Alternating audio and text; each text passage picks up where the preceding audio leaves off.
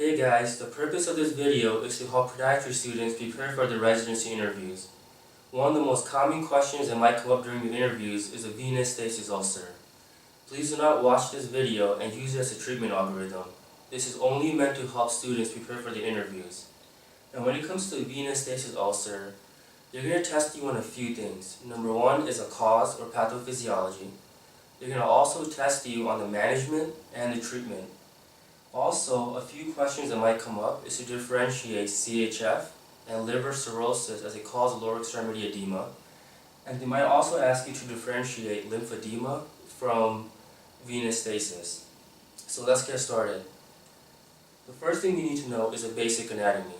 In your lower extremity, there are three basic groups of veins. You have deep veins, superficial veins, and then perforators that connect those two systems. The deep veins are responsible for about 85 to 90% of your venous return. The superficial veins are responsible for about 10 to 15%. So that's the first thing you want to know, the basic anatomy. Second is the pathophysiology. All you really need to know is that there's two major causes of venous stasis. That is, number one is obstruction. There is something that's causing obstruction that is impeding venous return. Or there's an issue with reflux, where the veins are incompetent for whatever reason, and we'll get into that later. For whatever reason, there's incompetence of the veins, the valves are not able to prevent backflow, and therefore you get reflux. Now, what are some of the main causes? We'll divide this into medical, surgical, and I put a star next to anatomic because I'll spend a little more time on anatomic. The first is medical. So medical causes can include a DVT, which is actually one of the most common causes. Other causes is radiation therapy. You could also have a history of a previous surgery, or recent surgery I should say, older age, multiple pregnancies in women. Also cancer in general causes venous stasis. Immobilization for a long period of time, recent travel. All of these I put in the medical category. Surgical causes of venous stasis can be iatrogenic. One of them they might ask you about is IVC filters. IVC filters can actually cause venous stasis. That's one of the known complications. Another one is a major orthopedic surgery in the lower extremities. It is not common, but it does happen from time to time, where someone gets a hip or knee replacement and inadvertently one of the major veins is severed during the surgery or injured. And that causes an issue with venous return, and that can lead to venous stasis in the lower extremity. Another one is an iatrogenic AV fistula. So I'm going to explain this one a little more. Let's say they're trying to put a stent in an artery, and inadvertently the surgeon goes through the artery and into the vein. Now you're getting high pressure arterial blood flow going into the veins, which is a low pressure system. And the veins over time do not have the power to prevent that backflow, and the valves start to give out. So that pressure from the artery going into the vein can actually cause venous stasis in that particular extremity. So that's another surgical iatrogenic cause. Now, anatomic. This is the way they're going to word this question. They're going to ask you, in which lower extremity, the right or the left, is venous stasis more common, and why? This is a very common question they might ask you. So let's go through this one. The answer is the left lower extremity. And the reason is because there's something called May-Turner syndrome. May-Turner syndrome is really an anatomic variant which is present in about 25 to 30% of the population. And that is where the right common iliac artery compresses anteriorly against the left common iliac vein near the fifth lumbar vertebrae. So again, you have the left common iliac vein. Anterior to it is your right common iliac artery that's compressing against it, against the fifth lumbar vertebrae. Now, in most people, this is completely asymptomatic and just a normal anatomic variant, where every now and then somebody can actually get an issue with this and actually develop an iliofemoral DVT at that area. And that's a common cause of venous stasis in left lower extremity. So they might ask you this question, and the answer is May-Turner syndrome. Next, let's go through the test. What do you order when you have a venous stasis ulcer? The first one is venous duplex. Anytime you have a venous stasis ulcer, the first thing you want to rule out is a DVT because that is one of the most common causes of a venous stasis ulcer. Always order DVT, get that out of the way. Number 2 is your reflux studies. Of course, because that's one of the main causes is reflux. So you get a reflux study just to make sure there's no vein incompetence that's causing this. If there is, that can be managed. Another test is venography. Venography is really important because this will test for more common or proximal causes of the lower extremity, like DVT or causes of venous stasis in the lower extremity. Specifically, this is actually used to diagnose or look for May-Turner syndrome. If you do have a DVT in the iliofemoral area, a venous duplex is not going to be as helpful as a venography. So you definitely want to order that. And finally, your ABI and PVRs. And the reason is because this is actually going to go into one of the contraindications for treatment, which we'll get into in a moment. But ABI and PVRs must always be ordered. Anytime you have venous insufficiency, you also want to rule out arterial causes of a lower extremity ulcer. So ABI, PVRs are very important. I'm going to come back to that in a moment. Next is the treatment and management. So how do you actually treat these? One thing I want to make clear is that there's no cure for venous stasis. All you're really doing is treating the ulcer when you have it and then managing it long term. So for conservative care, it's really just compression. That's basically what you can do for these patients is give them compression. Whether that's Una boots or compression stockings, 20 millimeters of mercury, 30, 40, what have you. But that's basically what you're going to be doing is compression, and that is key. For surgical, there are a few things that the vascular surgeons can do to help in this case. Sometimes they can do ablations or vein strippings, and that can actually be very helpful for preventing recurrence of a venous stasis ulcer. So there are surgical treatments, so always have your vascular surgery friends on hand for those. Now let's get into the contraindication. Before you start treating, you have to go into the contraindications to make sure you rule out everything. Number 1 is a DVT. If a person has an active DVT, that is an absolute contraindication to putting on Una boots or compression stockings. The DVT must be treated, so you have to get this patient started on anticoagulant therapy. The next is peripheral arterial disease, or PAD, and this is why you order the ABI PVRs. So if you go through most textbooks and literature, they're going to say an ABI of 0.8 is a relative contraindication to starting someone on compression therapy, whereas an ABI of 0.5 is an absolute contraindication. So 0.8 is a relative contraindication, 0.5 is an absolute contraindication. And the reason is because if these people have very poor blood supply going down from the arterial flow, and now you put on compression stockings, and that actually impedes the blood altogether, and you end up with gangrene in the lower extremity, that's going to actually worsen the patient's condition. So PAD is also a contraindication. I put a star next to CHF because this is a topic of a lot of debate amongst different specialties. Now you're going to have a wide range of opinions on CHF. Some people will say, absolutely not. If a patient has CHF, I will not put this patient on compression stockings, and the reason is because I don't want to push back more fluid to a heart that already has a hard time pumping. This person has an ejection fraction of 15, 20, 25%, gets shortness of breath. There's no reason I want to push back more fluid to the heart and exacerbate those symptoms. So that's one group.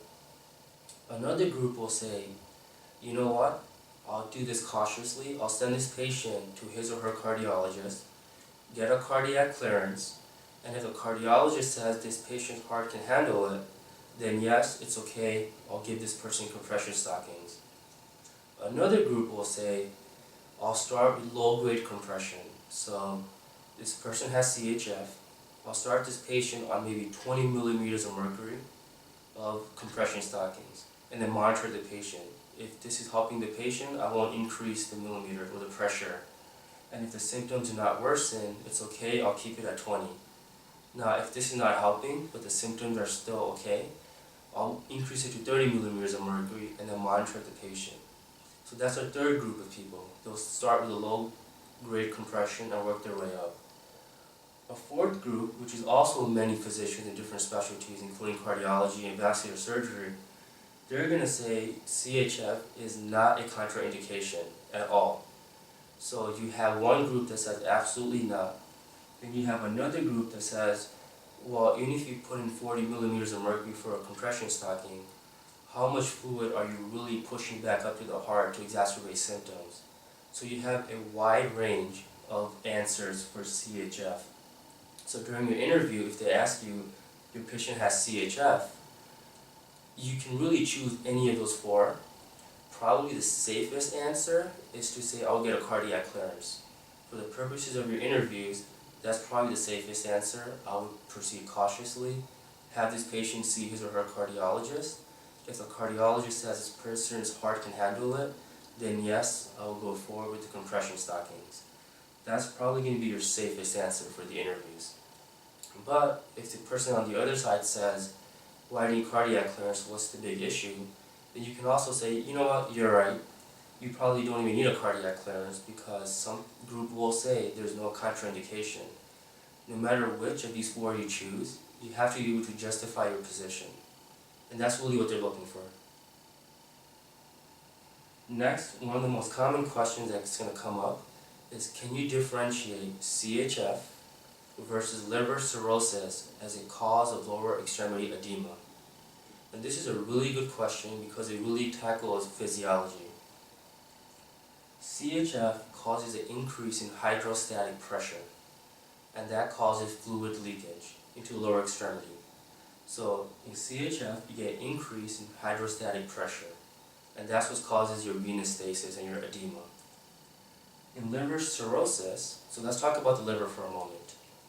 Cirrhosis is really a sign of advanced liver disease. And when you get there, you're really getting decreased albumin production.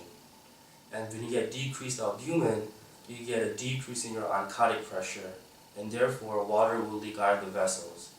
So in CHF, the reason you're getting edema is an increase in hydrostatic pressure. In cirrhosis, you're getting a decrease in oncotic pressure. The end result is the same. You're getting lower extremity edema. It's just the physiology is different. So this is a common question they might ask you. The next question they're going to ask you to follow up is, can you explain to us why, in general, you tend to see more venous stasis ulcers with a CHF patient versus somebody who has liver cirrhosis? And here's how you answer that question. Because with CHF, you have many more treatment modalities. A lot of these patients will end up on a pacemaker and get diuretics, so they can be managed long term. Whereas cirrhosis, as it advances, you eventually get to a point where you get portal hypertension and also something called ascites. So cirrhosis is a sign of irreversible liver damage. Ascites is a sign of irreversible cirrhosis. So ascites is really a sign of end-stage liver disease, and the prognosis for survival is extremely, extremely poor. And so once a person gets ascites and irreversible cirrhosis, that person is probably not going to live long enough to even develop ulcers because the prognosis and survival rate is so poor. So if they ask you this question, how come in CHF patients you tend to see ulcers more likely? That's because CHF patients can live long enough to develop an ulcer, whereas with patients with cirrhosis, especially end stage where you see ascites, these patients will probably not live long enough to even get these symptoms such as an ulcer. Another very common question they're going to ask you is to differentiate venous stasis from lymphedema. Now, to understand how to answer this question, you have to know the difference between the fluid that's leaking out in venous stasis and the fluid that's leaking out in lymphedema. In venous stasis, the fluid that's leaking out is actually your blood. And when erythrocytes die, they release the heme group. And the heme, once it oxidizes, that causes that brownish hyperpigmentation that you see. So in venous stasis, you'll see hyperpigmentation, you'll see eczema, stasis dermatitis, hemosiderin deposits. These are all signs of venous stasis, and in general, you're more likely to see ulcers with venous stasis. Is lymphedema one of the hallmarks? Well, first is the fluid that's leaking out is usually clear, so you don't see those color changes so much, that hyperpigmentation, you won't see that with lymphedema. And one of the hallmarks is pitting edema in the feet. Pedal edema in the feet is very common, it's one of the hallmarks of lymphedema, that's number one. Number two is, generally speaking, patients with lymphedema do not develop ulcers. I'm not saying they can't, but they generally don't. And the third thing that you look for is what's called a tree bark-like appearance of the legs. They get this thick skin and it looks like a tree trunk. So that's a very common sign of lymphedema. Finally, let's wrap all this up with a case study. They're going to say it's 2 in the morning, you're the resident on call, emergency room pages you to come down to take a look at a venous leg ulcer. So before you go down, you're going to ask the emergency room, hey, can you get me some labs, CBC, BNP, PT, PTT, ESR, CRP, etc. And then you're going to also say, give me x-rays. I can almost guarantee you they're going to ask you, what are you looking for on your x-rays? Now you're going to say you're going to rule out OM, and you're going to rule out gas. And then they're going to follow it up with, do you expect to see OM? And do you expect to see gas? Why or why not? Generally speaking, venous leg ulcers are usually not associated with gas, and the reason is because they tend to be very superficial and they don't track deep. They don't usually have sinus tracts, so they usually don't have an abscess associated with them. I'm not saying they can't, but generally speaking, they don't. Number two is you generally won't see osteomyelitis associated with a venous leg ulcer. Again, I'm not saying you can't. Every now and then patients do get associated osteomyelitis, but generally speaking, you don't. And then they're going to ask you, why do you not normally see osteomyelitis associated with a venous leg ulcer? There's a few reasons you have to explain. Number one, when it comes to the foot and a diabetic foot ulcer, you're walking on your feet and that's a pressure area. So if you ever notice diabetic foot ulcers, where do they most commonly occur? In pressure areas. Sub-first metatarsal head, sub-second metatarsal head if the person has a short first ray and the second met is taking more pressure, or sub-fifth metatarsal head. If a person has a Charcot deformity with a midfoot collapse and a rocker bottom type of structure, you'll see on the plantar aspect of the cuboid. So when they ask you, why do you see osteomyelitis more so in the diabetic foot, that's going to be the reason. It's because it's usually associated with pressure and the person is walking on it. You don't usually walk on your legs, so of course you don't have that pressure in your legs. Number two, you have to explain, is that there's more soft tissue between a venous leg ulcer and the tibia and the fibula. And because you have that soft tissue, that almost acts like a barrier to prevent infection from spreading directly from the skin into the bone. Whereas if you think about your foot, there's very little soft tissue between the skin and the bones of your feet. So those are the two reasons. Number one is pressure, and number two is the distance, or I guess you could say the amount of soft tissue that acts as a protective barrier between the skin and the bone. So yes, you're going to order x-rays, but you're going to explain that I'm just ordering these to rule out osteomyelitis, however, I don't necessarily expect it, and these are the reasons why. Another thing I want to mention, is kind of a side point, is starting IV antibiotics. Now, some people will automatically, with any ulcer, ask the ED, hey, can you start IV antibiotics immediately? Now, generally speaking, you don't want to do that. And the reason is because unless there's acute infection and the person has signs of sepsis, you don't want to start IV antibiotics because then the person can actually go resistant to your antibiotics. And then treatment in the future, when the person actually does have an infection, becomes much more difficult. So anyway, you go down, you see the patient, you get a past medical history, you ask, do you have any history of cancer, renal cell carcinoma, do you have any pelvic cancers, because sometimes pelvic tumors can cause an obstruction, renal cell carcinoma can cause an obstruction, any history of radiation therapy.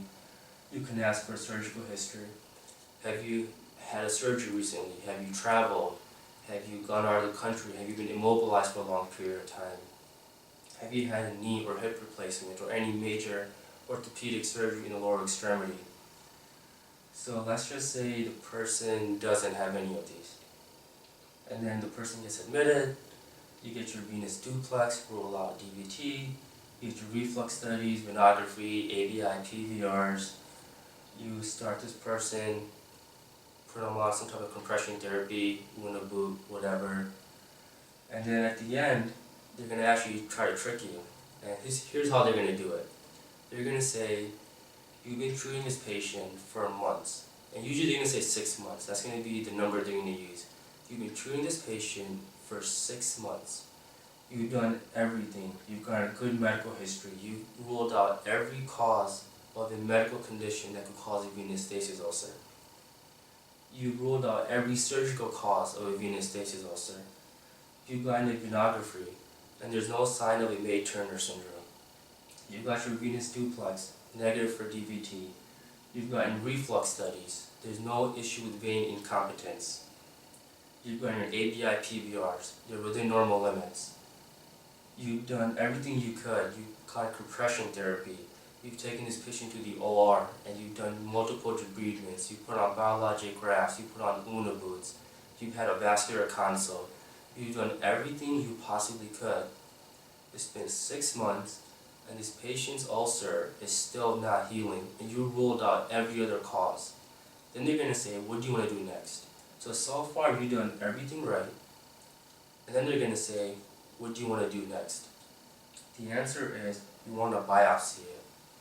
This is extremely rare, but every now and then, and there are case studies that are published in the literature, where you can biopsy what looks like a venous stasis ulcer. It's not responding to standard treatment. Everything else has been ruled out. You take a biopsy, and it comes back as squamous cell carcinoma. So always keep that in the back of your mind, that you want to, yes, go through all of these things. But in the back of your mind, if the patient is not getting better, always ask or suggest a biopsy, because you don't want to miss a squamous cell carcinoma, which is a very rare, but it can happen. So I hope you guys found this video helpful. Again, please do not use the content in this video as a treatment algorithm. This is only meant to help podiatry students prepare for their interviews. Thank you so much for watching.